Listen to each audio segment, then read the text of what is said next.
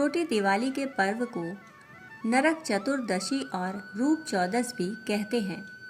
यह पर्व दीपावली के एक दिन पूर्व मनाया जाता है। इस दिन श्री कृष्ण, यमराज, भगवान वामन, माता काली, हनुमान जी और शिव जी की पूजा होती है। इस दिन हनुमान जयंती भी मनाई जाती है। आइए जानते हैं क्यों मनाते हैं छोटी दीपावली। पौराणिक कथा के अनुसार श्री कृष्ण अपनी 8 पत्नियों के साथ सुखपूर्वक द्वारिका में रह रहे थे। एक दिन स्वर्गलोक के राजा देवराज इंद्र ने आकर उनसे प्रार्थना की, हे कृष्ण, प्राग ज्योतिषपुर के दैत्यराज भौमासुर के अत्याचार से देवतागण त्राही त्राही कर रहे हैं। क्रूर भौमासुर ने वरुण का छत्र, अदिति के कुंडल और देवताओं की मणि छीन ली है और वह त्रिलोक विजयी हो गया है। इंद्र ने कहा, भौमासुर ने पृथ्वी के कई राजाओं और आम जनों की अति सुंदर कन्याओं का हरण कर उन्हें अपने यहाँ बंदी गृह में डाल रखा है। हे प्रभु, कृपया आप हमें बचाइए। इंद्र की प्रार्थना स्वीकार करके श्री कृष्ण अपनी प्रिय पत्नी सत्यभामा को साथ लेकर गरुड़ पर सवार हो प्राग ज्योतिषपुर पहुँचे। वहां पहुंचकर भगवान कृष्ण ने अपनी पत्नी सत्यभामा की सहायता से सबसे पहले मुर दैत्य सहित मुर के 6 पुत्र ताम्र, अंतरिक्ष, श्रवण, विभावसु, नभ, श्वान और अरुण का संहार किया। मुर दैत्य के वध हो जाने का समाचार सुन भौमासुर अपने अनेक सेनापतियों और दैत्यों की सेना को साथ लेकर युद्ध के लिए निकल पड़ा। भौमासुर को स्त्री के हाथों मरने का श्राप था, इसलिए भगवान श्री कृष्ण ने अपनी पत्नी सत्यभामा को सारथी बनाया और घोर युद्ध के बाद अंत में कृष्ण ने सत्यभामा की सहायता से उसका वध कर डाला।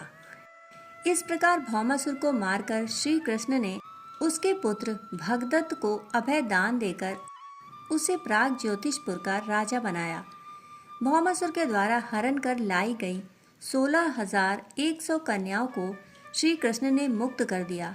ये सभी अपहृत नारियां थीं या फिर भय के कारण उपहार में दी गई थी और किसी और माध्यम से उस कारागार में लाई गई थी। वे सभी भौमासुर के द्वारा पीड़ित थीं, दुखी थीं, अपमानित, लांछित और कलंकित भी थी। सामाजिक मान्यताओं के चलते भौमासुर द्वारा बंधक बनाकर रखी गई इन नारियों को कोई भी अपनाने को तैयार नहीं था। तब अंत में श्री कृष्ण ने सभी को आश्रय दिया। ऐसी स्थिति में उन सभी कन्याओं ने श्री कृष्ण को ही अपना सब कुछ मानते हुए उन्हें पति रूप में स्वीकार किया। परंतु श्री कृष्ण उन्हें इस तरह नहीं मानते थे। उन सभी को श्री कृष्ण अपने साथ द्वारिकापुरी ले आए। वहां वे सभी कन्याएं स्वतंत्रता पूर्वक अपनी इच्छानुसार सम्मान पूर्वक द्वारका में रहती थी, महल में नहीं। वे सभी वहां भजन, कीर्तन, ईश्वर भक्ति आदि करके सुखपूर्वक रहा करती। द्वारिका एक भव्य नगर था तथा सभी समाज और वर्ग के लोग वहां रहते थे।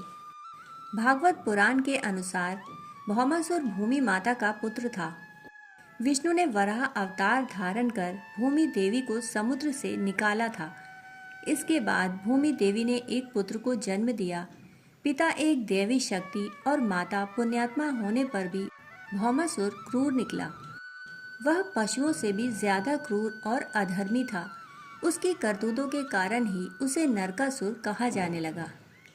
नरकासुर प्राग ज्योतिषपुर का दैत्य राज था, जिसने इंद्र को हराकर इंद्र को उसकी नगरी से बाहर निकाल दिया।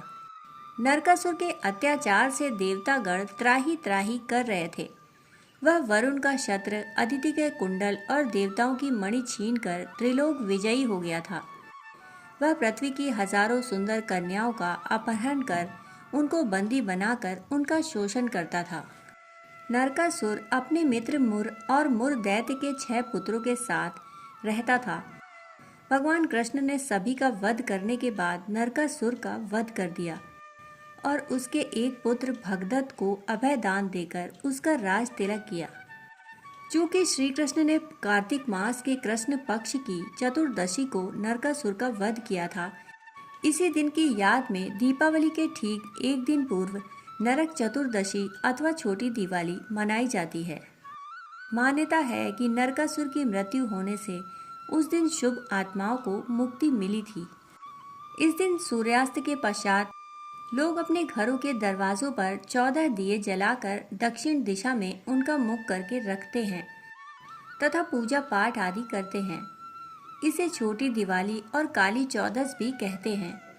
इस दिन हनुमान जयंती भी होती है। इस दिन शाम को हनुमान पूजा, काली पूजा और यमराज के निमित्त दिए जलाने से हर तरह का भय जाता रहता है और अकाल मृत्यु नहीं होती और मरने के बाद व्यक्ति को नरक के दर्शन नहीं करने पड़ते।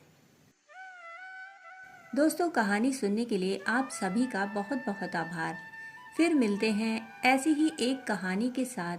तब तक के लिए धन्यवाद।